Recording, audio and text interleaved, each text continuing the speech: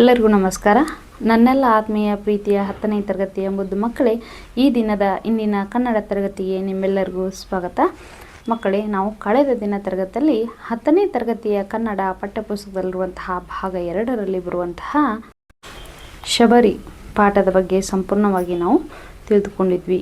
ರಾಮ, ಲಕ್ಷ್ಮಣರು ಮತ್ತು ಶಬರಿ ಅವರ ನಡುವೆ ನಡೆದಿರುವಂತಹ ಸಂಭಾಷಣೆಯನ್ನು, ಶಬರಿ ರಾಮನಿಗಾಗಿ ಕಾಯುತ್ತಿರುವಂತಹ ದೃಶ್ಯವನ್ನು, ಅದಾದಮೇಲೆ ಶಬರಿ ಅಂದರೆ ಯಾರು ಎಲ್ಲವನ್ನು ನಾವು ಕಳೆದ ದಿನ ತರಗತಿಯಲ್ಲಿ ನೋಡಿದ್ವಿ. ಶಬರಿ ಪಾಠದ ಕವಿ ಪರಿಚಯವನ್ನು ಕೂಡ ನಾವು ನೋಡಿದ್ವಿ. ಈ ದಿನ ತರಗತಿಯಲ್ಲಿ ಮಕ್ಕಳೇ ನಾವು ಶಬರಿ ಪಾಠದ ಸಂಪೂರ್ಣ ಪ್ರಶ್ನೋತ್ತರಗಳನ್ನು ಅಧ್ಯಯನ ಮಾಡೋಣ. ತರಗತಿ 10ನೇ ತರಗತಿ, ವಿಷಯ ಕನ್ನಡ, ಪಾಠದ ಹೆಸರು ಶಬರಿ. ಮಕ್ಕಳೇ, ಕವಿ ಪರಿಚಯವನ್ನು ನೋಡಿಕೊಂಡು ಪದಗಳ ಅರ್ಥವನ್ನು ನೋಡಿಕೊಂಡು ಪಾಠದ ಪ್ರಶ್ನೋತ್ತರಗಳನ್ನು ಬಿಡಿಸೋಣ ಬನ್ನಿ. ಕೃತಿಕಾರರ ಪರಿಚಯ. ಪೂತಿನ ಕಾವ್ಯನಾಮದಿಂದ ಪ್ರಸಿದ್ಧರಾಗಿರುವ ಪುರೋಹಿತ ತಿರುನಾರಾಯಣಯ್ಯಂಗಾರ ನರಸಿಂಹಾಚಾರ್ ಇವರು ಮಂಡ್ಯ ಜಿಲ್ಲೆಯ ಮೇಲುಕೋಟೆಯವರು. ಇವರ ಕಾಲ 1905ರಿಂದ 1998ರವರೆಗೆ. ಕನ್ನಡ ವಿಶ್ವಕೋಶದ ಭಾಷಾಂತರಕಾರರಾಗಿ, ಮೈಸೂರು ವಿಶ್ವವಿದ್ಯಾನಿಲಯದ ಇಂಗ್ಲಿಷ್ ಕನ್ನಡ ನಿಘಂಟು ಸಂಪಾದಕರಾಗಿ ಸೇವೆ ಸಲ್ಲಿಸಿದ್ದಾರೆ. ಕನ್ನಡ ನವೋದಯದ ಪ್ರಮುಖ ಕವಿಗಳಲ್ಲಿ ಒಬ್ಬರಾದ ಪೂತಿನ ಅವರು ಗೀತನಾಟಕ, ಕವಿತೆ, ಸಣ್ಣಕಥೆ, ಪ್ರಬಂಧ, ವಿಚಾರ ಸಾಹಿತ್ಯ ಮೊದಲಾದ ಪ್ರಕಾರಗಳಲ್ಲಿ ಸಾಹಿತ್ಯ ರಚಿಸಿದ್ದಾರೆ. ಗೀತನಾಟಕ ಇವರ ಪ್ರಾತಿನಿಧಿಕ ಪ್ರಕಾರ. ಅಹಲ್ಯೆ, ಗೋಕುಲ ನಿರ್ಗಮನ, ಶಬರಿ, ವಿಕಟ ಕವಿ ವಿಜಯ, ಹಂಸ ದಮಯಂತಿ ಮತ್ತು ಇತರ ರೂಪಕಗಳು, ಹಣತೆ, ರಸಸರಸ್ವತಿ, ಗಣೇಶ ದರ್ಶನ, ಶಾರದ ಯಾಮಿನಿ, ಶ್ರೀಹರಿಚರಿತೆ, ರಥಸಪ್ತಮಿ ಇವರ ಪ್ರಮುಖ ಕೃತಿಗಳು. ಹಂಸ ದಮಯಂತಿ ಮತ್ತು ಇತರ ರೂಪಕಗಳು ಕೃತಿಗೆ ಕೇಂದ್ರ ಸಾಹಿತ್ಯ ಅಕಾಡೆಮಿ ಪ್ರಶಸ್ತಿ, ಶ್ರೀಹರಿ ಚರಿತೆ ಕಾವ್ಯಕ್ಕೆ ಪಂಪ ಪ್ರಶಸ್ತಿ ಲಭಿಸಿದೆ. ಮೈಸೂರು ವಿಶ್ವವಿದ್ಯಾನಿಲಯ ಗೌರವ ಡಿಲಿಟ್ ಪದವಿ ನೀಡಿ ಗೌರವಿಸಿದೆ.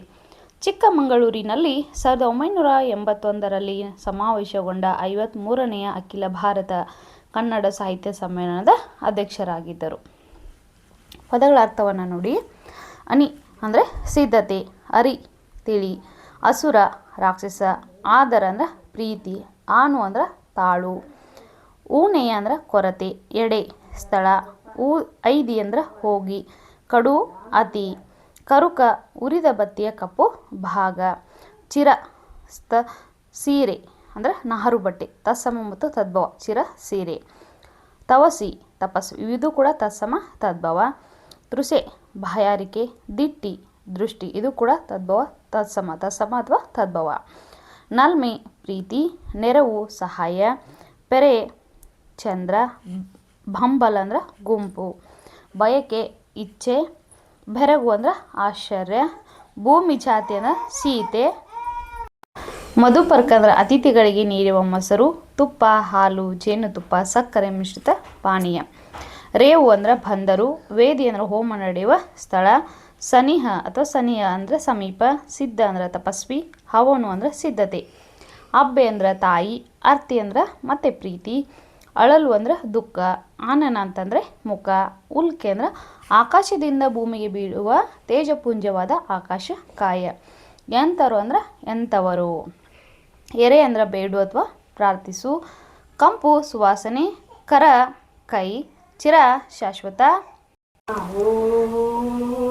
ಚಿರ ಅಂದ್ರೆ ಶಾಶ್ವತ, ತನಿವು ಅಂದ್ರೆ ತೃಪ್ತಿ, ತುಸ ಅಂದ್ರೆ ಸ್ವಲ್ಪವು, ತೇಜ ಅಂದ್ರೆ ಕಾಂತಿ, ಧೃತಿ ಧೈರ್ಯ, ನೆಚ್ಚು ಅಂದ್ರೆ ನಂಬು, ಪದ ಅಂದ್ರೆ ಪಾದ, ಪೂನ್ಕೆ ಅಂದ್ರೆ ದೃಢ ನಿರ್ಧಾರ, ಪೊಗಳು ಅಂದ್ರೆ ಹೊಗಳು, ಬಣ್ಣ ಕಷ್ಟ ಅಥವಾ ತೊಂದರೆ, ಬಳಿ ಅಂದ್ರೆ ದಾರಿ, ಬೇಗೆ ಅಂದ್ರೆ ದುಃಖವೆಂಬ ಬೆಂಕಿ, ಮಧುಕರ ಅಂದ್ರೆ ದುಂಬಿ, ಮರಳು ಅಂದ್ರೆ ಮೋಡಿ, ಲೇಸು ಅಂದ್ರೆ ಉತ್ತಮ, ಶ್ರಮಣಿ ಅಂದ್ರೆ ತಪಸ್ವಿನಿ, ಸವಿ ಅಂದ್ರೆ ಸಿಹಿ, ಸುರಭಿ ಅಂದ್ರೆ ಕಾಮಧೇನು, ಹಳು ಅಂದ್ರೆ ಕಾಡು. ಅಭ್ಯಾಸ ಪ್ರಶ್ನೋತ್ತರಗಳು. ಕೊಟ್ಟಿರುವ ಪ್ರಶ್ನೆಗಳಿಗೆ ಒಂದೊಂದು ವಾಕ್ಯಗಳಲ್ಲಿ ಉತ್ತರಿಸಿ. ಮೊದಲನೆಯ ಪ್ರಶ್ನೆ, ಶ್ರೀರಾಮನ ತಂದೆಯ ಹೆಸರೇನು? ಉತ್ತರ, ಶ್ರೀರಾಮನ ತಂದೆಯ ಹೆಸರು ದಶರಥ. ಎರಡನೆಯ ಪ್ರಶ್ನೆ, ಶ್ರೀರಾಮನಿಗೆ ಸಮರ್ಪಿಸಲು ಶಬರಿ ಏನನ್ನು ಸಂಗ್ರಹಿಸಿದಳು? ಉತ್ತರ, ಶ್ರೀರಾಮನಿಗೆ ಸಮರ್ಪಿಸಲು ಶಬರಿ ಪರಿಮಳದ ಹೂವು, ರುಚಿಕರವಾದ ಹಣ್ಣು ಹಂಪಲುಗಳು ಮತ್ತು ಮಧುಪರ್ಕ ಎಂಬ ಪಾನೀಯವನ್ನು ಸಂಗ್ರಹಿಸಿದಳು. ಮೂರನೆಯ ಪ್ರಶ್ನೆ, ಮತಂಗ ಆಶ್ರಮದಲ್ಲಿ ವಾಸವಿದ್ದ ತಪಸ್ವಿನಿ ಯಾರು? ಉತ್ತರ, ಮತಂಗ ಆಶ್ರಮದಲ್ಲಿ ವಾಸವಿದ್ದ ತಪಸ್ವಿನಿ ಶಬರಿ. ನಾಲ್ಕನೆಯ ಪ್ರಶ್ನೆ, ರಾಮ ಲಕ್ಷ್ಮಣರಿಗೆ ಮತಂಗಾಶ್ರಮಕ್ಕೆ ಹೋಗಲು ಸೂಚಿಸಿದವರು ಯಾರು? ಉತ್ತರ, ರಾಮ ಲಕ್ಷ್ಮಣರಿಗೆ ಮತಂಗಾಶ್ರಮಕ್ಕೆ ಹೋಗಲು ಸೂಚಿಸಿದವರು ಧನು ಮಹರ್ಷಿ. ಐದನೆಯ ಪ್ರಶ್ನೆ, ಶಬರಿ ಗೀತ ನಾಟಕದ ಕರ್ತೃ ಯಾರು? ಉತ್ತರ, ಶಬರಿ ಗೀತ ನಾಟಕದ ಕರ್ತೃ ಪೂತಿ ನರಸಿಂಹಾಚಾರ್ಯರು. ಆ ಕೊಟ್ಟಿರುವ ಪ್ರಶ್ನೆಗಳಿಗೆ 2-3 ವಾಕ್ಯಗಳಲ್ಲಿ ಉತ್ತರಿಸಿ. ಮೊದಲನೆಯ ಪ್ರಶ್ನೆ, ರಾಮನು ಗಿರಿವನವನ್ನು ಏನೆಂದು ಪ್ರಾರ್ಥಿಸಿದನು? ಉತ್ತರ, ರಾಮನು, ಎಲೆ ಗಿರಿವನವೇ, ನಾನು ನಿಮ್ಮನ್ನು ಬೇಡಿಕೊಳ್ಳುತ್ತಿದ್ದೇನೆ, ಹೇಳಿರಿ, ನನ್ನ ಪ್ರೀತಿಯ ರಾಣಿ ಸೀತೆಯು ದೊರೆಯುವಳೇ, ದೊರೆಯುವುದಿಲ್ಲವೋ? ಅವಳು ಇರುವ ನೆಲೆ ಯಾರಾದರೂ ತಿಳಿದಿರುವಿರಾ? ನನ್ನ ಹೃದಯದ ಈ ದುಃಖವು ನಾಶವಾಗುತ್ತಿಲ್ಲವಲ್ಲ ಎಂದು ಗಿರಿವನಗಳನ್ನು ಪ್ರಾರ್ಥಿಸುತ್ತಾನೆ. ಎರಡನೆಯ ಪ್ರಶ್ನೆ, ಲಕ್ಷ್ಮಣನು ಅಣ್ಣನನ್ನು ಹೇಗೆ ಸಂತೈಸಿದನು? ತಿಳಿಸಿ. ಉತ್ತರ, ಲಕ್ಷ್ಮಣನು, ತಾಳಿಕೋ ಅಣ್ಣ ತಾಳಿಕೋ, ಸೂರ್ಯನೇ ಕಾಂತಿ ಕಳೆದುಕೊಂಡರೆ ಕಾಂತಿಯನ್ನು ನೀಡುವವರು ಯಾರು? ರಾಮನೇ ಧೈರ್ಯ ಕಳೆದುಕೊಂಡರೆ ಈ ಲೋಕಕ್ಕೆ ಧೈರ್ಯ ನೀಡುವವರು ಯಾರು ಎಂದು ಅಣ್ಣನನ್ನು ಸಂತೈಸಿದನು. ಮೂರನೆಯ ಪ್ರಶ್ನೆ, ರಾಮನ ಸ್ವಾಗತಕ್ಕಾಗಿ ಶಬರಿ ಮಾಡಿಕೊಂಡಿದ್ದ ಸಿದ್ಧತೆಗಳೇನು? ಉತ್ತರ, ರಾಮನ ಸ್ವಾಗತಕ್ಕಾಗಿ ಶಬರಿ ಕಡುಸವಿಯಾದ ಬಗೆ ಬಗೆಯ ಹಣ್ಣು ಹಂಪಲಗಳನ್ನು, ಜೇನುತುಪ್ಪ, ಅಧಿಕವಾಗಿರುವ ಮಧುಪರ್ಕವೆಂಬ ಪಾನೀಯವನ್ನು, ತಳಿರು ಸುವಾಸನೆಯಿಂದ ಕೂಡಿದ ಹೂಗಳನ್ನು ಸಂಗ್ರಹಿಸಿ ಸಿದ್ಧತೆ ಮಾಡಿಕೊಂಡಿದ್ದಳು. ನಾಲ್ಕನೆಯ ಪ್ರಶ್ನೆ, ಶಬರಿಯು ರಾಮ ಲಕ್ಷ್ಮಣರನ್ನು ಉಪಚರಿಸಿದ ರೀತಿಯನ್ನು ವಿವರಿಸಿ. ಉತ್ತರ, ರಾಮ ಲಕ್ಷ್ಮಣ ಬಂದು ತನ್ನ ಮುಂದೆ ನಿಂತಿರುವುದನ್ನು ಕಂಡು ಶಬರಿ ಬೆರಗಾದಳು. ಬೆರಗು ಕಳೆದ ಮೇಲೆ ರಾಮನ ಹತ್ತಿರಕ್ಕೆ ಬಂದು ಮೈಯನ್ನು ಮುಟ್ಟಿ ಪಾದಕ್ಕೆ ಬಿದ್ದಳು. ಕೈಯನ್ನು ಕಣ್ಣಿಗೆ ಒತ್ತಿಕೊಂಡು ಆನಂದದ ಕಣ್ಣೀರನ್ನು ಸುರಿಸಿದಳು. ಬನ್ನಿರಿ ಎಂದು ಗದ್ಗದಿಸುತ್ತಾ, ಅಯ್ಯೋ, ಏನು ಸಿದ್ಧವೇ ಇಲ್ಲ, ನಿನ್ನೆಯಷ್ಟು ಚಂದವಿಲ್ಲ ಎನ್ನುತ್ತಾ ಬಹಳ ಹಂಬಲದಿಂದ ತನ್ನ ಮನದ ಬಯಕೆಯಂತೆ ಬಗೆ ಬಗೆಯ ಸುವಾಸನೆಯನ್ನು ಬೀರುವ ಹೂಮಾಲೆಯನ್ನು ರಾಮನ ಕೊರಳಿಗೆ ಹಾಕಿ ಸಂಭ್ರಮಿಸಿದಳು. ತಾನು ತಂದಿದ್ದ ರುಚಿಯಾದ ಹಣ್ಣುಗಳನ್ನು ತಾನೇ ರಾಮ ಲಕ್ಷ್ಮಣರ ಕೈಯೊಳಗೆ ಇಟ್ಟು, ಜಗದೊಳಗೆ ಇದರಷ್ಟು ರುಚಿಯಾದ ಹಣ್ಣು ಯಾವುದೂ ಇಲ್ಲ, ನಿಮಗಾಗಿಯೇ ತಂದಿರುವೆನು ಎಂದು ತಿನ್ನಲು ಹೇಳಿದಳು. ಮಧುಪರ್ಕವನ್ನು ಸವಿಯಲು ಕೊಟ್ಟು ಉಪಚರಿಸಿದಳು. ಐದನೆಯ ಪ್ರಶ್ನೆ, ಆತಿಥ್ಯ ಸ್ವೀಕರಿಸಿದ ರಾಮ ಲಕ್ಷ್ಮಣರು ಶಬರಿಗೆ ಏನು ಹೇಳಿದರು? ಉತ್ತರ, ಆತಿಥ್ಯ ಸ್ವೀಕರಿಸಿದ ರಾಮ ಲಕ್ಷ್ಮಣ, ತಾಯಿ, ನಿನ್ನ ಪ್ರೀತಿಯಲ್ಲಿ, ನಿನ್ನ ಸುಖದಲ್ಲಿ ನಾವು ಸುಖಿಗಳಾಗಿದ್ದೇವೆ. ಕಾಡಿನಲ್ಲಿ ಈ ಆನಂದ ಕಾಣುವ ಪುಣ್ಯಕ್ಕೆ ಎಂದೆಂದಿಗೂ ನಿನಗೆ ನಾವು ಚಿರಋಣಿಗಳಾಗಿದ್ದೇವೆ. ನಿಮ್ಮ ಆತಿಥ್ಯದಲ್ಲಿ ಸ್ವಲ್ಪವೂ ಕೊರತೆ ಕಾಣಲಿಲ್ಲ. ನಮ್ಮ ಅಯೋಧ್ಯೆಯ ಅರಮನೆಯಲ್ಲೂ ಕೂಡ ಇದಕ್ಕಿಂತ ಹಿತವಾದದ್ದು ಇಲ್ಲ. ಇಂದು ನಾವು ಕಾಡು ಎಂಬುದನ್ನು ಮರೆತು ಮನೆಯೆಂದೇ ತಿಳಿದೆ ಇಷ್ಟೊಂದು ಪ್ರೀತಿ ತೋರುವ ನಿನ್ನನ್ನು ತಾಯಿ ಎಂದೇ ತಿಳಿದೆವು ಎಂದು ಶಬರಿಗೆ ಹೇಳಿದರು.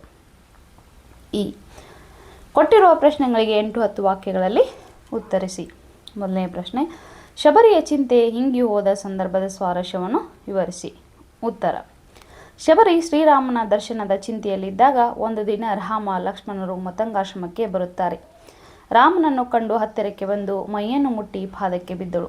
ಕೈಯನ್ನು ಕಣ್ಣಿಗೆ ಒತ್ತಿಕೊಂಡು ತನ್ನ ಮನದ ಬಯಕೆಯಂತೆ ಹೂಮಾಲೆಯನ್ನು ರಾಮನ ಕೊರಳಿಗೆ ಹಾಕಿ ಸಂಭ್ರಮಿಸಿದಳು. ತಾನು ತಂದಿದ್ದ ರುಚಿಯಾದ ಹಣ್ಣುಗಳನ್ನು, ಮಧುಪರ್ಕವನ್ನು ಸವಿಯಲು ಕೊಟ್ಟಳು. ಶಬರಿಯ ಆತಿಥ್ಯದಿಂದ ರಾಮ ಲಕ್ಷ್ಮಣರು ಸುಪ್ರಸನ್ನರಾಗಿ ಮಂದಹಾಸ ತೋರಿದರು. ಇದನ್ನು ನೋಡಿದ ಶಬರಿ ಧನ್ಯತಾ ಭಾವದಿಂದ ಕೂಡಿದವಳಾದಳು. ಸುಖಿ ನಾನು, ಆಸೆ ತೀರಿ ಹಾಯಾಗಿರುವೆನು. ನನ್ನ ಹಂಬಲ ಅಳಿದು ಸಂತೋಷ ತುಂಬಿದೆ. ನನ್ನ ಮತ್ತು ಮುಕ್ತಿ ಬಯಸಿ ನಿಂತಿದೆ. ನನ್ನ ಮತ್ತು ಮನ ಮುಕ್ತಿ ಬಯಸಿ ನಿಂತಿದೆ ಎಂದು ಹಾಡುತ್ತಾ ನರ್ತಿಸುತ್ತಾಳೆ. ಇದನ್ನು ಕಂಡ ರಾಮ, ತಾಯಿ, ನಿನ್ನ ಪ್ರೀತಿಯಲ್ಲಿ, ನಿನ್ನ ಸುಖದಲ್ಲಿ ನಾವು ಸುಖಿಗಳಾಗಿದ್ದೇವೆ.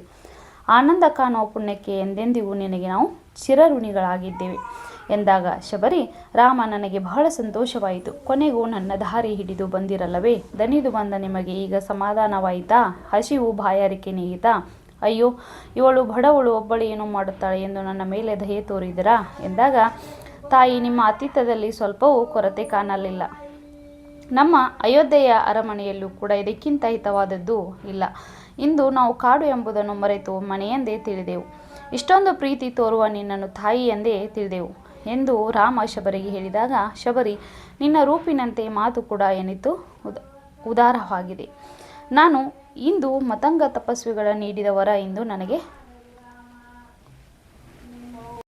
ವರ ಇನ್ನು ನನಗೆ ಫಲಿಸಿದೆ. ನಿಮ್ಮನ್ನು ಕಂಡ ಪುಣ್ಯವಂತೆ ನಾನು, ಚಿಂತೆಯೆಲ್ಲ ಇಂಗಿ ಹೋಯಿತು ಎನ್ನುತ್ತಾಳೆ. ಎರಡನೇ ಪ್ರಶ್ನೆ, ಶಬರಿಯ ಸಡಗರ ಸಂತೋಷ ಮೇಳದವರ ಹಾಡಿನಲ್ಲಿ ಹೇಗೆ ವರ್ಣಿತವಾಗಿದೆ? ಉತ್ತರ, ರಾಮ ಲಕ್ಷ್ಮಣರು ಬಂದು ತನ್ನ ಮುಂದೆ ನಿಂತಿರುವುದನ್ನು ಕಂಡು ಶಬರಿ ಬೆರಗಾದಳು. ಬೆರಗು ಕಳೆದ ಮೇಲೆ ರಾಮನ ಹತ್ತಿರಕ್ಕೆ ಬಂದು ಮೈಯನ್ನು ಮುಟ್ಟಿ ಪಾದಕ್ಕೆ ಬಿದ್ದಳು. ಕೈಯನ್ನು ಕಣ್ಣಿಗೆ ಒತ್ತಿಕೊಂಡು ಆನಂದದ ಕಣ್ಣೀರನ್ನು ಸುರಿಸಿದಳು. ಬನ್ನಿರಿ ಎಂದು ಗದ್ಗದಿಸುತ್ತಾ, ಅಯ್ಯೋ, ಏನು ಸಿದ್ಧವೇ ಇಲ್ಲ, ನಿನ್ನೆಯಷ್ಟು ಚಂದವಿಲ್ಲ ಎನ್ನುತ್ತಾ ಬಹಳ ಹಂಬಲಿಸಿದಳು. ತನ್ನ ಮನದ ಬಯಕೆಯಂತೆ ಬಗೆ ಬಗೆಯ ಸುವಾಸನೆಯನ್ನು ಬೀರುವ ಕಾಡಿನ ಹೂಗಳಿಂದ ಮಾಡಿದ ಮಾಲೆಯನ್ನು ರಾಮನ ಕೊರಳಿಗೆ ಹಾಕಿ ಸಂಭ್ರಮಿಸಿದಳು. ತಾನು ತಂದಿದ್ದ ರುಚಿಯಾದ ಹಣ್ಣುಗಳನ್ನು ತಾನೇ ರಾಮಲಕ್ಷ್ಮಣರ ಕೈಯೊಳಗೆ ಇಟ್ಟು, ಜಗದೊಳಗೆ ಇದ್ದದ್ದಷ್ಟು ರುಚಿಯಾದ ಹಣ್ಣು ಯಾವುದೂ ಇಲ್ಲ, ನಿಮಗಾಗಿ ತಂದಿರುವೆನು ಎಂದು ತಿನ್ನಲು ಹೇಳಿದಳು. ಮಧುಪರ್ಕವನ್ನು ಸವಿಯಲು ಕೊಟ್ಟು ಶಬರಿಯ ಆತಿಥ್ಯದಿಂದ ರಾಜಕುಮಾರರಾದ ರಾಮ ಲಕ್ಷ್ಮಣರು ಸುಪ್ರಸನ್ನರಾಗಿ ಮಂದಹಾಸ ತೋರಿದರು. ಇದನ್ನು ನೋಡಿದ ಶಬರಿ ಧನ್ಯತಾ ಭಾವದಿಂದ ಕೂಡಿದವಳಾದಳು. ಹೀಗೆ ಶಬರಿಯ ಸಡಗರ ಸಂತೋಷ ಮೇಳದವರು ಹಾಡಿನಲ್ಲಿ ವರ್ಣಿಸುತ್ತಾರೆ. ಮೂರನೆಯ ಪ್ರಶ್ನೆ, ನಂಬಿ ಕೆಟ್ಟವರಿಲ್ಲ ಎಂಬ ಮಾತು ಶಬರಿಯ ಪಾಲಿಗೆ ಹೇಗೆ ನಿಜವಾಗಿದೆ? ಉತ್ತರ, ಶಬರಿ ಬೇಡರಾಜನ ಮಗಳು. ಆಕೆ ಮತಂಗಾಶ್ರಮದಲ್ಲಿ ಬಂದು ಇದ್ದಳು. ಮತಂಗ ಋಷಿಗಳು ಪ್ರತಿನಿತ್ಯ ದಶರಥ ಪುತ್ರನಾದ ಶ್ರೀರಾಮನ ಗುಣ ಸ್ವಭಾವಗಳನ್ನು ಹಾಡಿ ಹೊಗಳುತ್ತಿರುತ್ತಾರೆ.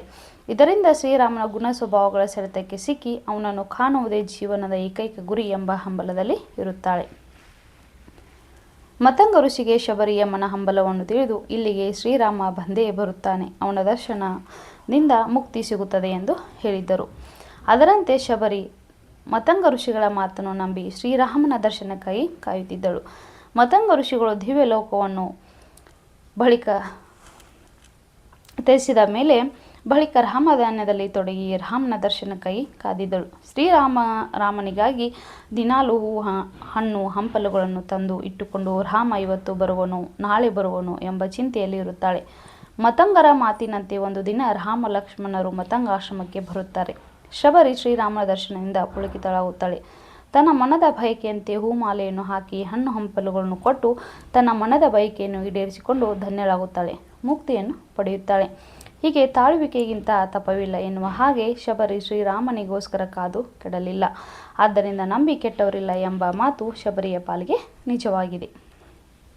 ಈ ಸಂದರ್ಭ ಸಹಿತ ಸ್ವಾರಸ್ಯವನ್ನು ವಿವರಿಸಿ. ಮೊದಲನೇ ಪ್ರಶ್ನೆ, ಆವುದಿ ಮರಳು ನಮ್ಮೆಡೆಗೆ ಬರುತ್ತಿಹದು? ಉತ್ತರ, ಆಯ್ಕೆ ಈ ವಾಕ್ಯವನ್ನು ಪುತಿ ನರಸಿಂಹಾಚಾರ್ಯ ಅವರು ರಚಿಸಿರುವ ಶಬರಿ ಗೀತ ನಾಟಕದಿಂದ ಆಯ್ದು ಶಬರಿ ಎಂಬ ಪಾಠದಿಂದ ಆರಿಸಲಾಗಿದೆ. ಸಂದರ್ಭ, ಈ ವಾಕ್ಯವನ್ನು ರಾಮನು ಲಕ್ಷ್ಮಣನಿಗೆ ಹೇಳುತ್ತಾನೆ. ಸೀತಾಪಹರಣದ ನಂತರ ಶೋಕತಪ್ತರಾದ ರಾಮ ಲಕ್ಷ್ಮಣರು ಸೀತೆಯನ್ನು ಹುಡುಕುತ್ತಾ ಬರುವಾಗ ತಪಸ್ವಿ ಧನು ಮಹರ್ಷಿಗಳು ಸಿಗುತ್ತಾರೆ. ಅವರು ಶಬರಿಯ ವೃತ್ತಾಂತವನ್ನು ಶಬರಿ ಇರುವ ಮತಂಗಾಶ್ರಮಕ್ಕೆ ಹೋಗಲು ಸೂಚಿಸುತ್ತಾರೆ. ಅವರ ಸೂಚನೆಯಂತೆ ಮತಂಗಾಶ್ರಮವನ್ನು ಪ್ರವೇಶಿಸುವ ಸಂದರ್ಭದಲ್ಲಿ ಎದುರಿಗೆ ಬರುತ್ತಿದ್ದ ಶಬರಿಯನ್ನು ಕಂಡ ರಾಮನು, ಅಗೋ ನೋಡು ಲಕ್ಷ್ಮಣ, ಆವುದಿ ಮರಳು ನಮ್ಮಡೆಗೆ ಬರುತ್ತಿಹದು, ಇದರ ಬಯಕೆ ಏನೆಂದು ತಿಳಿಯೋಣ ಎಂದು ಲಕ್ಷ್ಮಣನಿಗೆ ಹೇಳಿದ ಸಂದರ್ಭವಾಗಿದೆ. ಸ್ವಾರಸ್ಯ, ಶ್ರೀರಾಮನ ದರ್ಶನಕ್ಕಾಗಿ ಕಾದು ಕಾತರಿಸಿ ಹುಚ್ಚಿಯಂತೆ ಆಗಿದ್ದ ವೃದ್ಧೆಯ ಶಬರಿಯನ್ನು ಕಂಡು ರಾಮ ಲಕ್ಷ್ಮಣರು ಭಯಗೊಂಡದ್ದನ್ನು ಈ ಮಾತಿನಲ್ಲಿ ಸ್ವಾರಸ್ಯಪೂರ್ಣವಾಗಿ ವರ್ಣಿಸಲಾಗಿದೆ. ಎರಡನೆಯ ಪ್ರಶ್ನೆ, ನಾಚುತೇಹನೆ ಪೂಜ್ಯಯಿ ನಲುಮೆಯಿಂದ? ಉತ್ತರ, ಆಯ್ಕೆ ಈ ವಾಕ್ಯವನ್ನು ಪುತಿ ನರಸಿಂಹಾಚಾರ್ಯ ಅವರು ರಚಿಸಿರುವ ಶಬರಿ ಗೀತ ನಾಟಕದಿಂದ ಆಯ್ದ ಶಬರಿ ಎಂಬ ಪಾಠದಿಂದ ಆರಿಸಲಾಗಿದೆ. ಸಂದರ್ಭ, ಈ ಮಾತನ್ನು ರಾಮನು ಲಕ್ಷ್ಮಣನಿಗೆ ಹೇಳುತ್ತಾನೆ. ಶಬರಿ ಶ್ರೀರಾಮನಿಗೋಸ್ಕರ ತಳಿರು, ಹೂವು, ಹಣ್ಣು ಹಂಪಲುಗಳನ್ನು ಕೊಂಡು ಬರುವಾಗ ಅವನು ತಿನ್ನದ ಈ ಅತಿ ಸವಿಯಾದ ಹಣ್ಣುಗಳನ್ನು ಏನು ಮಾಡಲಿ? ಈ ಮಧುಪರ್ಕವನ್ನು ನಾನು ಯಾರಿಗೆ ಕೊಡಲಿ? ನೀನು ಬರದೆ ನನಗೆ ಏನೂ ಸೇರುತ್ತಿಲ್ಲ ಎಂದು ಹಾಡುತ್ತಾ ರಾಮಧಾನ್ಯದಲ್ಲಿ ತೊಡಗಿದ್ದಾಳೆ. ಇದನ್ನು ಕಂಡ ಶ್ರೀರಾಮ, ನನಗೋಸ್ಕರ ಇಷ್ಟೊಂದು ಹಂಬಲಿಸು ಈ ಜಟಿಲ ಶಬರಿಗೆ ತನ್ನಿಂದ ಸ್ವಲ್ಪ ಉಪಕಾರವಿಲ್ಲ, ಆದರೂ ಪ್ರೀತಿಯಿಂದ ನನ್ನನ್ನು ನೆನೆಯುತ್ತಿದ್ದಾಳೆ. ನಾಚುತಿಹನೆ ಪೂಜ್ಯಯಿ ನಲುಮೆಯಿಂದ ಎಂದು ಲಕ್ಷ್ಮಣನಿಗೆ ಹೇಳಿದ ಸಂದರ್ಭವಾಗಿದೆ. ಸ್ವಾರಸ್ಯ, ಶಬರಿಯು ತನ್ನನ್ನು ಪ್ರೀತಿಯಿಂದ ನೆನೆಯುತ್ತಾ ಹಂಬಲಿಸುತ್ತಿರುವ ದೃಶ್ಯವನ್ನು ನೋಡಿ ರಾಮನು ಈ ಪೂಜ್ಯಳ ಅನುರಾಗದಿಂದ ನಾನು ನಾಚುತ್ತಿರುವೆನು ಎಂದು ಹೇಳುವುದು ಸ್ವಾರಸ್ಯ ಪೂರ್ಣವಾಗಿದೆ. ಮೂರನೆಯ ಪ್ರಶ್ನೆ, ತಾಯಿ ದಾರಿಗರಿಗೆ ಬೀಡಿಲಿ ದೊರೆಯುವುದೇ? ಆಯ್ಕೆ ಈ ವಾಕ್ಯವನ್ನು ಪುತಿ ನರಸಿಂಹಾಚಾರ್ಯ ಅವರು ರಚಿಸಿರುವ ಶಬರಿ ಗೀತ ನಾಟಕದಿಂದ ಆಯ್ದ ಶಬರಿ ಎಂಬ ಪಾಠದಿಂದ ಆರಿಸಲಾಗಿದೆ. ಸಂದರ್ಭ, ಈ ಮಾತನ್ನು ರಾಮನು ಶಬರಿಗೆ ಕೇಳಿದನು. ರಾಮ ಲಕ್ಷ್ಮಣರು ಮತಂಗಾಶ್ರಮವನ್ನು ಪ್ರವೇಶಿಸಿದಾಗ ಶಬರಿಯು ಎಂದು ಕಾಣುವೆನು, ರಾಮನನ್ನು ದಶರಥ ಮಗನಂತೆ, ಸಾಧು ಸಜ್ಜನರ ಮಿತ್ರನಂತೆ, ಗುರುಗಳು ತಪಸ್ವಿಗಳು ಮೆಚ್ಚಿದಂತಹ ಸನ್ಮಂಗಳ ಮೂರ್ತಿಯನ್ನು ಎಂದು ಕಾಣುವೆನು ಎಂದು ಶ್ರೀರಾಮನ ಗುಣಗಾನ ಮಾಡುತ್ತಾ ಹಾಡುತ್ತಿರುತ್ತಾಳೆ. ಇದನ್ನು ನೋಡುತ್ತಾ ನಿಂತಿದ್ದ ರಾಮ ಶಬರಿಯ ಬಳಿಗೆ ಬಂದು, ತಾಯಿ, ದಾರಿಗರಿಗೆ ಬಿಡಿಲಿ ದೊರೆಯುವುದೇ ಎಂದು ಕೇಳಿದ ಸಂದರ್ಭವಾಗಿದೆ. ಸ್ವಾರಸ್ಯ: ತನಗಾಗಿ ಹಂಬಲಿಸುತ್ತಿರುವ, ಗುಣಗಾನ ಮಾಡುತ್ತಿರುವ ಶಬರಿಯನ್ನು ಕುರಿತು ರಾಮನು ಏನೂ ಅರಿಯದವನಂತೆ, ತಾಯಿ, ಪ್ರಯಾಣಿಕರಿಗೆ ಇಲ್ಲಿ ಆಶ್ರಯ ಸಿಗುವುದೇ ಎಂದು ಕೇಳುವುದು ಸ್ವಾರಸ್ಯ ಪೂರ್ಣವಾಗಿದೆ. 4ನೇ ಪ್ರಶ್ನೆ: ರೂಪಿನಂತೆ ಮಾತು ಕೂಡ ಎನಿತು ದಾರವಾಗಿದೆ. ಆಯ್ಕೆ: ಈ ವಾಕ್ಯವನ್ನು ಪುತಿ ನರಸಿಂಹಾಚಾರ್ಯ ಅವರು ರಚಿಸಿರುವ ಶಬರಿ ಗೀತ ನಾಟಕದಿಂದ ಆಯ್ದ ಶಬರಿ ಎಂಬ ಪಾಠದಿಂದ ಆರಿಸಲಾಗಿದೆ. ಸಂದರ್ಭ: ಈ ಮಾತನ್ನು ಶಬರಿಯು ರಾಮನಿಗೆ ಹೇಳುತ್ತಾಳೆ. ಶಬರಿಯ ಆತಿಥ್ಯ ಸ್ವೀಕರಿಸಿದ ರಾಮನು, ಅಯೋಧ್ಯೆಯ ಅರಮನೆಯಲ್ಲೂ ಕೂಡ ಇದಕ್ಕಿಂತ ಹಿತವಾದದ್ದು ಇಲ್ಲ. ಇಂದು ನಾವು ಕಾಡು ಎಂಬುದನ್ನು ಮರೆತು ಮನೆಯೆಂದೇ ತಿಳಿದೆವು. ಇಷ್ಟೊಂದು ಪ್ರೀತಿ ತರುವ ನಿನ್ನನ್ನು ತಾಯಿ ಎಂದೇ ತಿಳಿದೆವು ಎಂದು ಶಬರಿಗೆ ಹೇಳಿದಾಗ, ಶಬರಿ, ನಿನ್ನ ರೂಪಿನಂತೆ ಮಾತು ಕೂಡ ಎನಿತು ದಾರವಾಗಿದೆ. ನಾನು ಇಂದು ಧನ್ಯಳಾಗಿದ್ದೇನೆ ಎಂದು ರಾಮನಿಗೆ ಹೇಳಿದ ಸಂದರ್ಭವಾಗಿದೆ. ಸ್ವಾರಸ್ಯ: ರಾಮ, ನಿನ್ನ ರೂಪದಂತೆ ಮಾತು ಕೂಡ ಎಷ್ಟೊಂದು ಧಾರಾಳವಾಗಿದೆ ಎಂದು ಹೇಳುವ ಮೂಲಕ ಶಬರಿಯು ರಾಮನ ವ್ಯಕ್ತಿತ್ವವನ್ನು ಬಹು ಸ್ವಾರಸ್ಯಪೂರ್ಣವಾಗಿ ವರ್ಣಿಸಿದ್ದಾಳೆ. 5ನೇ ಪ್ರಶ್ನೆ: ಬೆಳಕಿಗೊಲಿದವರ ಉರಿಯುವ ಬತ್ತಿಯ ಕರುಕ ಕಾಣರು. ಆಯ್ಕೆ: ಈ ವಾಕ್ಯವನ್ನು ಪುತಿ ನರಸಿಂಹಾಚಾರ್ಯ ಅವರು ರಚಿಸಿರುವ ಶಬರಿ ಗೀತ ನಾಟಕದಿಂದ ಆಯ್ದ ಶಬರಿ ಎಂಬ ಪಾಠದಿಂದ ಆರಿಸಲಾಗಿದೆ. ಸಂದರ್ಭ: ಈ ಮಾತನ್ನು ರಾಮನು ಲಕ್ಷ್ಮಣನಿಗೆ ಹೇಳಿದ್ದಾನೆ. ರಾಮನ ದರ್ಶನ ಭಾಗ್ಯದಿಂದ ಸಂತುಷ್ಟಳಾದ ಶಬರಿಯು ಮೋಕ್ಷಕ್ಕೆ ಪ್ರಾಪ್ತಳಾದ ನಂತರ ರಾಮನು ಈ ಪ್ರಪಂಚವನ್ನು ಶಬರಿಯನ್ನು ಮರೆಯುವುದು ಸಾಧ್ಯವಿಲ್ಲ ಎಂದಾಗ ಲಕ್ಷ್ಮಣ, ಅಣ್ಣ, ಶಬರಿ ಮಗುವಿನಂತೆ ಇಷ್ಟವಾದಳು, ನಮ್ಮನ್ನು ಕಾಣುತ್ತಲೇ ಬಹಳ ಆನಂದಪಟ್ಟಳು ಎಂದು ಶಬರಿಯ ಗುಣಗಾನ ಮಾಡಿದಾಗ ರಾಮ ಹೀಗೆ ಹೇಳುತ್ತಾನೆ. ಲಕ್ಷ್ಮಣ ಬೆಳಕಿಗೆ ಒಲಿದವರ ಉರಿಯುವ ಬತ್ತಿಯ ಕರುಕ ಕಾಣರು ಎಂದು ಹೇಳಿದ ಸಂದರ್ಭವಾಗಿದೆ. ಸ್ವಾರಸ್ಯ: ಬೆಳಕನ್ನು ಇಷ್ಟಪಡುವವರು ಉರಿಯುವ ಬತ್ತಿಯ ಕಪ್ಪನ್ನು ನೋಡುವುದಿಲ್ಲ ಎಂಬ ಮಾತು ಶಬರಿಯ ರಾಮ ಭಕ್ತಿಯನ್ನು ಬಹು ಸ್ವಾರಸ್ಯಪೂರ್ಣವಾಗಿ ವರ್ಣಿಸುತ್ತದೆ. ಹೊಂದಿಸಿ ಬರೆಯಿರಿ. ಅ ಪಟ್ಟಿ ಮತ್ತು ಬ ಪಟ್ಟಿ 2 ಮಾಡಿರ್ತಾರೆ ಮಕ್ಕಳೇ. ಮೊದಲನೇದು ಮತಂಗ, ಸೀತೆ, ಪುತಿನ ಆಶ್ರಮ, ದಶರಥ ಮೇಲುಕೋಟೆ, ಚಿತ್ರಕೂಟ ಪರ್ವತ, ಭೂಮಿಜಾತೆ ರಾಮ, ಅರಣ್ಯ. ಉತ್ತರ ನೋಡಿ. ಅ ಪಟ್ಟಿ ಮತ್ತು ಬ ಪಟ್ಟಿ. ಮತಂಗ ಇದೊಂದು ಆಶ್ರಮ, ಪುತಿನ ಇವರು ಮೇಲುಕೋಟೆಯವರು, ದಶರಥನ ಪುತ್ರ ರಾಮ, ಚಿತ್ರಕೂಟ ಅಂದರೆ ಪರ್ವತ, ಭೂಮಿಜಾತೆ ಸೀತೆ. ಕೊಟ್ಟಿರುವ ಗಾದೆಗಳ ಅರ್ಥವನ್ನು ವಿವರಿಸಿ ಬರೆಯಿರಿ. ಮೊದಲೇದು ತಾಳಿದವನು ಬಾಳಿಯಾನು. ಉತ್ತರ: ತಾಳಿದವನು ಬಾಳಿಯಾನು ಎಂಬುದು ಒಂದು ಕನ್ನಡದ ಪ್ರಸಿದ್ಧ ಗಾದೆ ಮಾತು. ಗಾದೆ ಮಾತಿನ ಅರ್ಥ ನೋಡಿ. ತಾಳಿದವನು ಬಾಳಿಯಾನು ಎಂದರೆ ಸಹನೆ ಹೊಂದಿದವನು ಜೀವನದಲ್ಲಿ ಯಶಸ್ಸು ಮತ್ತು ಸುಖವನ್ನು ಅನುಭವಿಸುತ್ತಾನೆ ಎಂಬ ಅರ್ಥ.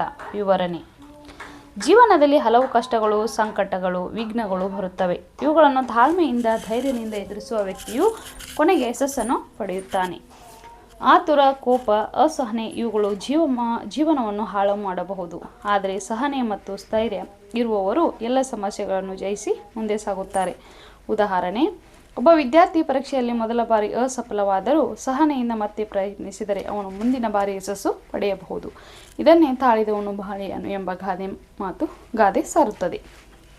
ಆದ್ದರಿಂದ ಜೀವನದಲ್ಲಿ ಯಾವ ಪರಿಸ್ಥಿತಿಯಲ್ಲೂ ಸಹನೆ ಮುಖ್ಯವಾದ ಗುಣ ಎಂದು ಈ ಗಾದೆ ನಮಗೆ ತಿಳಿಸುತ್ತದೆ. 2ನೇದು ಮನಸ್ಸಿದ್ದರೆ ಮಾರ್ಗ. ನೋಡಿ. ಉತ್ತರ: ಮನಸ್ಸಿದ್ದರೆ ಮಾರ್ಗ ಎಂಬ ಗಾದೆಯ ಅರ್ಥ ಮನದಲ್ಲಿ ದೃಢ ನಿಶ್ಚಯ ಮತ್ತು ಇಚ್ಛಾಶಕ್ತಿ ಇದ್ದರೆ ಯಾವುದೇ ಕಾರ್ಯವನ್ನು ಸಾಧಿಸಲು ದಾರಿ ಸಿಗುತ್ತದೆ ಎಂಬುದಾಗಿದೆ. ವಿವರಣೆ: ಮಾನವನ ಜೀವನದಲ್ಲಿ ಹಲವು ಅಡೆತಡೆಗಳು, ಸಂಕಷ್ಟಗಳು ಎದುರಾಗುತ್ತವೆ. ಆದರೆ ಮನಸ್ಸಿನಲ್ಲಿ ಬಲವಾದ ಇಚ್ಛಾಶಕ್ತಿ, ಆತ್ಮವಿಶ್ವಾಸ ಮತ್ತು ದೃಢ ಸಂಕಲ್ಪ ಇದ್ದರೆ ಆ ಅಡೆತಡೆಗಳನ್ನು ದಾಟಿ ಯಶಸ್ಸಿನ ದಾರಿಗೆ ಸಾಗಬಹುದು. ಕಷ್ಟಗಳು ಬಂದಾಗ ಹಿಂಜರಿಯದೆ ಧೈರ್ಯದಿಂದ ಮುಂದುವರೆದರೆ ಪರಿಹಾರ ಕಂಡುಕೊಳ್ಳಬಹುದು. ಉದಾಹರಣೆಗೆ, ಬಡತನದಲ್ಲಿದ್ದರೂ ಕಠಿಣ ಪರಿಶ್ರಮದಿಂದ ದೇಶದ ರಾಷ್ಟ್ರಪತಿಯಾಗಿದ್ದ ಡಾಕ್ಟರ್ APJ ಅಬ್ದುಲ್ ಕಲಾಂ ರವರ ಜೀವನವೇ ಮನಸ್ಸಿದ್ದರೆ ಮಾರ್ಗ ಎಂಬ ಗಾದೆ ಮಾತಿಗೆ ಉತ್ತಮ ಉದಾಹರಣೆ. ಅವರು ತಮ್ಮ ಸಂಕಲ್ಪ ಮತ್ತು ಪರಿಶ್ರಮದಿಂದ ಮಹಾನ್ ವಿಜ್ಞಾನಿಯಾದರು. ಸಾರಾಂಶ ನೋಡಿ. ಹೀಗಾಗಿ ಗುರಿಯನ್ನು ಸಾಧಿಸಲು ಮನಸ್ಸಿನ ಶಕ್ತಿ ಅತ್ಯಂತ ಮುಖ್ಯ. ಮನಸ್ಸಿದ್ದರೆ ಯಾವ ಕೆಲಸವೂ ಅಸಾಧ್ಯವಿಲ್ಲ. ಆದ್ದರಿಂದ ನಾವು ಯಾವುದೇ ಕಾರ್ಯವನ್ನು ಕೈಗೊಂಡರೂ ದೃಢ ನಿಶ್ಚಯದಿಂದ ಪ್ರಯತ್ನಿಸಬೇಕು. ಮಕ್ಕಳೇ, ಇಂದಿನ ತರಗತಿಯಲ್ಲಿ ನಾವು ಶಬರಿ ಪಾಠದ ಸಂಪೂರ್ಣ ಪ್ರಶ್ನೋತ್ತರಗಳನ್ನ ಚರ್ಚೆ ಮಾಡಿದ್ದೀವಿ. ನಿಮ್ಮೆಲ್ಲರಿಗೂ ಈ ವಿಡಿಯೋ ಅಥವಾ ಈ ತರಗತಿ ಅರ್ಥವಾಗಿದೆ ಅಂತೇಳಿ ನಾನು ಭಾವಿಸ್ತೀನಿ. ಅದೇ ರೀತಿಯಾಗಿ ನನ್ನ ಪ್ರತಿಯೊಂದು ತರಗತಿಯು ನಿಮಗೆ ಇಷ್ಟವಾದರೆ ಲೈಕ್ ಮಾಡಿ, ಸಪೋರ್ಟ್ ಮಾಡಿ ಮತ್ತು ಶೇರ್ ಮಾಡಿ, ನಿಮ್ಮ ಸ್ನೇಹಿತರಿಗೂ ಕೂಡ ತಿಳಿಸಿ. ಇಂದಿನ ವಿಡಿಯೋನ ಇಲ್ಲಿವರೆಗೂ ನೀವೆಲ್ಲರೂ ವೀಕ್ಷಣೆ ಮಾಡಿದ್ದಕ್ಕೆ ನಿಮ್ಮೆಲ್ಲರೂ ತುಂಬು ಹೃದಯದ ಧನ್ಯವಾದಗಳನ್ನು ಅರ್ಪಿಸುತ್ತೇನೆ. ಥ್ಯಾಂಕ್ ಯು ಮಕ್ಕಳೇ. ನಾಳೆ ಮತ್ತೊಂದು ತರಗತಿಯೊಂದಿಗೆ ನಿಮ್ಮೆಲ್ಲರನ್ನು ಭೇಟಿಯಾಗುತ್ತೇನೆ. ಅಲ್ಲಿವರೆಗೂ ಬಾಯ್. Thank you.